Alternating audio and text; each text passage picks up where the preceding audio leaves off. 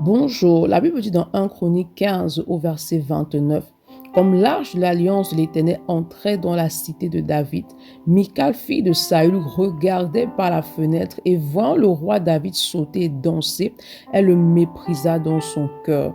Donc ici, on a une des épouses en fait de David, elle a vu David danser en fait, il dansait devant l'arche de l'Éternel et elle a commencé à le mépriser dans son cœur. Elle a oublié que David est un oint de Dieu et la Bible, le Seigneur dit dans sa parole que ne touchez pas à mes oints. Donc elle a méprisé en fait l'oint de l'Éternel et cela a attiré en fait une malédiction, une sorte de malédiction dans sa vie. Donc il est important pour toi de veiller justement aux pensées que tu manifestes par rapport au serviteur de Dieu, aux paroles qui sortent de ta bouche en fait, parce que les oints de Dieu, ils ont l'onction de Dieu sur eux et même s'ils ne te maudissent pas, même s'ils ne disent pas des mauvaises paroles sur toi, il est important que tu n'oublies pas que l'onction parle. Alors c'est l'onction justement qui va te combattre. Il est important pour toi de demeurer dans une attitude d'amour envers les hommes de Dieu. Et lorsque tu ne comprends pas ce qu'un homme de Dieu fait, lorsque tu ne comprends pas ce qu'un serviteur, une servante de Dieu fait, il est important que tu ne parles pas, mais que tu pries pour la personne concernée. C'est pourquoi ce matin, demande au Saint-Esprit